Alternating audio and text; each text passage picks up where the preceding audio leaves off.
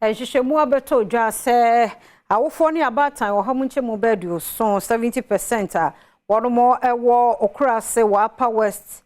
Akyem mensi mo wo poyamantemu no wo ma waso school kro no sa mofra no nko school nemom ye de wo mo eye gari adwuma na afi efuo mu kro nti ama wo mu nyine ne nwomasuemu abrabo no wo mo ya kechi wo mu Adom TV etwase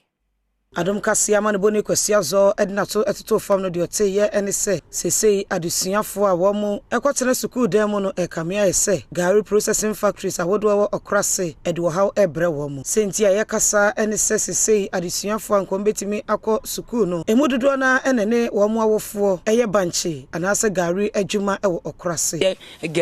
gari adwuma pa na eye wo Okurase kromo anti esra ban se wo mu ayen ye bre Okurase ma ye bre papa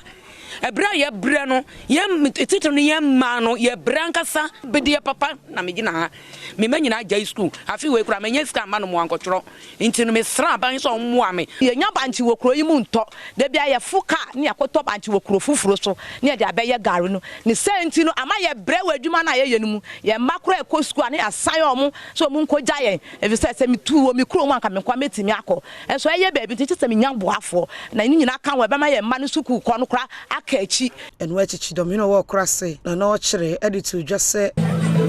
MPs egu parliament obi eni ho do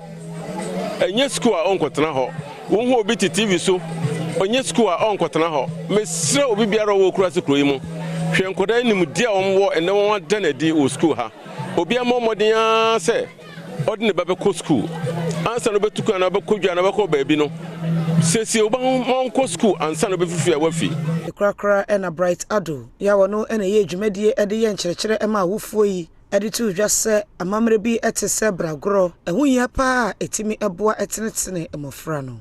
ya basira Okurase man se obeja wo ma no na nwa ko school because school dey me je bi se eye eboa nkola no ema ko adwumu die ema nkola no da chi otu be ministers doctors and police ene eba na sanso a na eboa wo awofo na nkasa omre wa yom okokura bomu no otu be boa